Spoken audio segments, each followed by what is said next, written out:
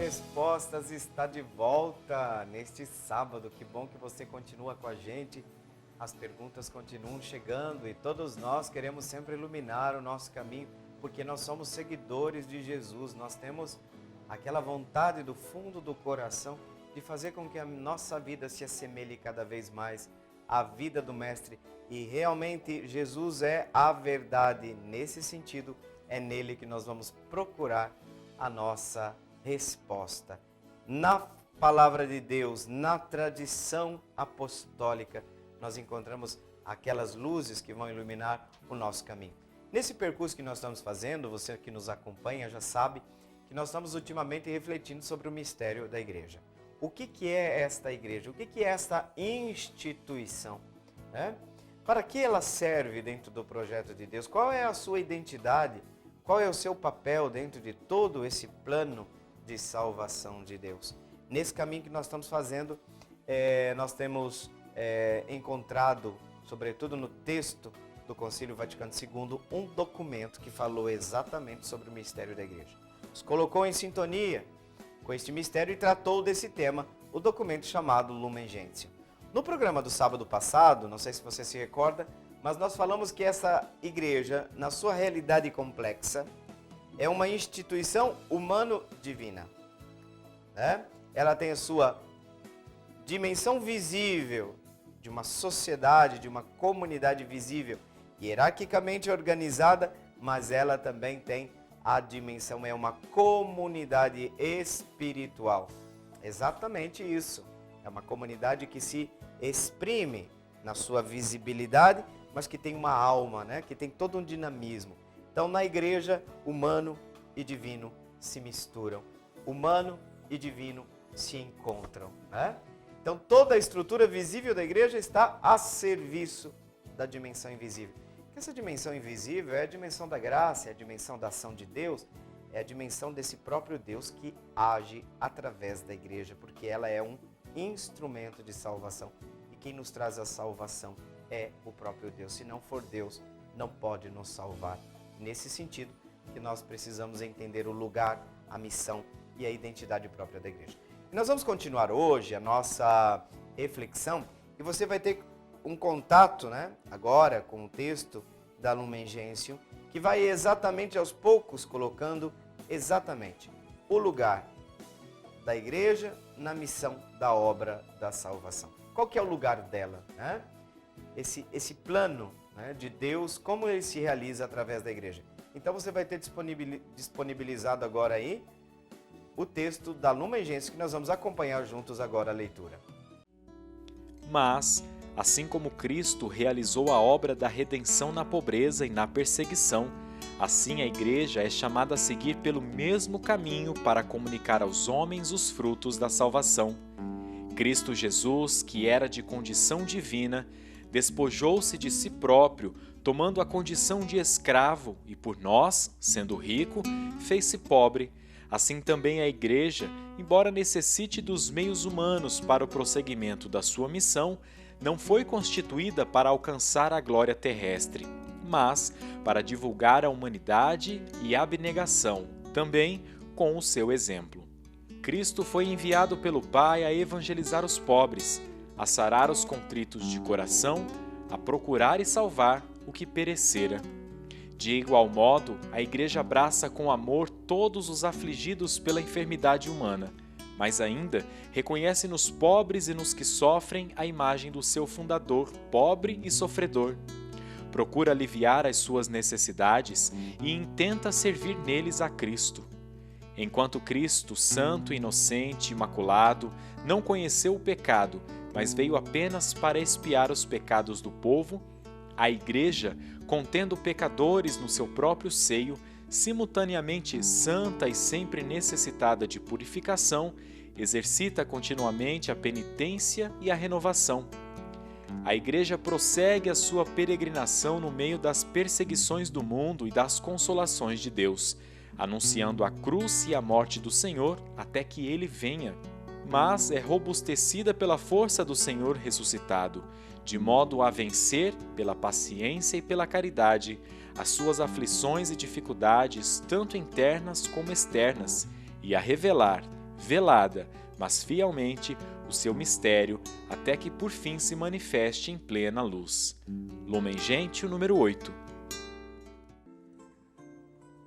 Esse texto que nós acabamos de ler é um texto muito bonito, é uma parte muito importante da Lumen Gentium, exatamente porque a igreja, se quer ser continuadora da obra de Cristo, ela tem que ser, digamos, discípula desse mesmo Cristo, né? Na sua existência, a igreja tem que seguir os passos de Jesus. E como foram os passos de Jesus? A igreja se perderá se não olhar para ele, né? A igreja perde o seu rumo se esquece de refletir a luz do Cristo, né? Nós falamos, lembra, nos primeiros programas, quando nós tratamos sobre o tema da igreja, Cristo é a luz do sol que reflete na lua. Assim a igreja, né, e o mistério da igreja aparecem como a lua, né, que reflete a luz de Deus. Então o texto falou que Cristo realizou a obra da redenção, mas como ele fez? Porque esse como é importante para a igreja, né? Ele realizou essa obra na pobreza, na perseguição. Desse modo, a Lumen Gentium vai dizer que a igreja tem que seguir os mesmos passos de Jesus, tá? A igreja tem que seguir o mesmo caminho para poder comunicar aos homens os frutos da salvação. Seguir os passos de Jesus. A igreja tem que ir com Jesus para o Calvário. A igreja tem que passar pelo mesmo caminho do seu mestre. Por quê? Porque não pode ser uma igreja que fica buscando a glória do mundo, né? Volta e meia, infelizmente, é isso que a gente vê, né? A igreja não existe para estar procurando a glória do mundo, né? A gente tem que tomar muito cuidado com isso, porque às vezes a gente identifica o triunfo da igreja. O triunfo da igreja é a realização do plano salvador de Deus. Não é aparecer bem para o mundo, tá? Tem gente que gosta, né? A igreja é triunfante, grandes eventos, né? Poderosa. Não, ela tem que seguir os passos de Jesus. Na humildade, na pobreza, né? Seguindo os desígnios do Senhor. E ser perseguida como ele também, tá? A gente percebe que muitas vezes a igreja é perseguida. Perseguida por quê? Às vezes, infelizmente, pelo seu contratestemunho, porque seus membros são pecadores. Mas às vezes é pela sua fidelidade a Deus, né? Toda vez que a igreja for fiel ao seu Senhor, ela vai levar pancada, né? E olha que esse Senhor, que é de condição divina, diz o texto, né? Jesus Cristo, que era de condição divina, despojou-se a si mesmo, fazendo-se pobre, tomando a condição de escravo, né? Diz o texto. Sendo rico, fez-se pobre. O que tem que acontecer com a igreja? A mesma coisa. A igreja não pode fugir disso. A igreja só quer o domingo da manhã da ressurreição e a glória à direita de Deus Pai? Não, ainda não. A igreja está a caminho, né? Está na sua dimensão de peregrinação. Então a igreja precisa fazer esse caminho na humildade, no despojamento, né? Cada vez mais uma igreja despojada. E aí nós precisamos nos perguntar, né? Se muitas vezes nossos pronunciamentos, nossas formas de se aparecer, aparece esse despojamento da igreja? É uma questão que a gente deveria pensar, né? Então vejam, ela precisa necessariamente, porque está na terra, tem a dimensão terrena, ela precisa dos meios humanos, né? Para dar prosseguimento àquilo que é a sua própria missão. Mas atenção, eu vou repetir, está aqui, tá? Não sou eu que estou dizendo não, está no texto que a gente leu, tá?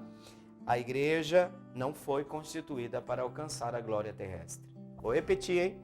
A igreja não foi constituída para alcançar a glória terrestre, mas para divulgar o plano da salvação, a revelação do plano de Deus com humildade, com abnegação, seguindo o exemplo de Cristo, né? Cristo foi enviado por Deus para evangelizar os pobres, sarar os contritos de coração, procurar e salvar o que estava perdido. Vejam, a ovelha perdida. Essa igreja tem que seguir os passos do seu mestre, se ela quiser ser igreja de Jesus Cristo, né? Seguir os passos do mestre, na abnegação, né? A igreja é santa porque está plena desses grandes meios de salvação, né? Mas também ela é sempre necessitada de purificação, porque o texto diz que a igreja contém no seu seio pecadores, né? Os pastores da igreja, todos nós somos pecadores, né? E voltando ali no assunto da pobreza, né? A igreja abraça assim, exemplo de Cristo, todos os afligidos pela enfermidade humana, né? Mas ainda, olha que coisa bonita, reconhece nos pobres e nos que sofrem a imagem do seu fundador pobre e sofredor. Vou repetir, tá, gente?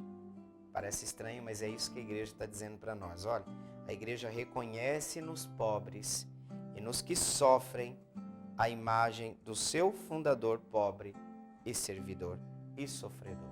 Tá? Então a igreja procura aliviar suas necessidades, né?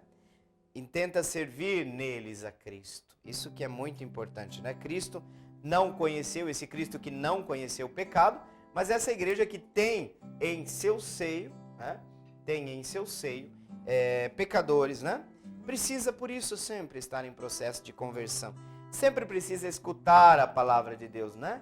A igreja se reúne para escutar a palavra de Deus, a primeira parte da missa. Por quê, gente? Porque nós precisamos ouvir essa palavra de Deus para dar testemunho, para seguir o segmento de Cristo, né? Para seguir a trajetória de Cristo, exatamente como Cristo quer que nós sejamos e que nós caminhemos, né? Então a igreja precisa constantemente de penitência, de renovação, e é o Espírito, né, que vai agindo na igreja, porque essa igreja continua no mundo, né, prossegue a sua peregrinação. E tem essa parte bonita, que é uma parte bíblica também do texto, né, que a igreja prossegue a sua peregrinação no mundo, no meio das perseguições do mundo, entre as perseguições do mundo e as consolações de Deus, né? Vai anunciando a morte do Senhor até que Ele venha. Porque a igreja vive essa tensão escatológica, esperando o retorno do Senhor, esperando o dia glorioso do retorno do Senhor, em que o mundo, a história, tudo entrará no pleno repouso de Deus, né? Vejam que essa igreja espera. E essa igreja perseguida entre as perseguições do mundo e as consolações de Deus, segue o seu caminho na história, né? Segue o seu caminho. Por quê? Porque ela é robustecida pela força do Espírito Santo. O Espírito Santo, que é a alma da igreja, é robustecida também pela força do Cristo ressuscitado, a força da ressurreição, da vida que vence a morte, né? Então, de modo a vencer, a igreja vai vencendo no seu percurso histórico, né? Nas suas lutas cotidianas, com paciência, pela caridade, vai enfrentando as suas dificuldades, as suas aflições, né? Tanto externas como internas. Veja que o documento já está falando que tem aflições internas também, né? Angustia muito a gente, percebemos que dentro da igreja hoje nós temos correntes que nas suas extremidades tem feito muito dano, né? Causado muitas divisões dentro do corpo. Então nós temos problema. O Papa hoje enfrenta problemas muito sérios internamente, né? O próprio Papa é perseguido internamente na igreja. É um escândalo, mas é isso. Existe uma perseguição. Infelizmente nós vamos tampar o sol com a peneira, não dá, né? E gente que vive dizendo que é católico, né? Dizendo de boca cheia. Então a gente tem que tomar muito cuidado com isso. O que significa ser católico? Que fidelidade é essa que despreza o sucessor do apóstolo Pedro? Que católico é esse? Que católico é esse? O que significa então ser católico? Agora cada um decide o que é ser católico? Então, nós temos que tomar cuidado com isso, né? Vai vencendo a igreja com paciência suas aflições internas e externas, né? E vai revelando o projeto de Deus, vai anunciando a sua palavra, vai realizando a obra de Deus através dos sacramentos, né? Mas de forma velada, mas fiel, vai demonstrando o seu plano redentor, o seu mistério, até que por fim se manifeste plenamente, em plena luz, aquilo que Deus preparou para todos os seus filhos e filhas, né? Então, gente, é por aí o caminho. O caminho é difícil, mas se a igreja quiser ser fiel ao seu fundador, ela tem que ser necessariamente, tem que seguir necessariamente os seus passos.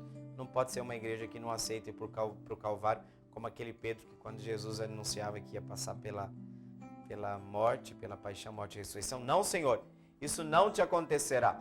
Nós podemos fazer a mesma coisa e dizer, não, Cristo, não, igreja, não vamos deixar isso te acontecer. Aí lembramos a resposta de Jesus, afasta-te de mim, porque você está pensando como os homens e não como Deus. Exatamente, vejam. A igreja também tem que seguir os passos de Jesus. Nós vamos para o intervalo. E eu já quero deixar aqui para vocês, então, as perguntas que vocês vão poder nos enviar através do telefone que você tem aí também à sua disposição, 3349-1015, ou pelo WhatsApp 993470532. Não sai daí, que nós já voltamos.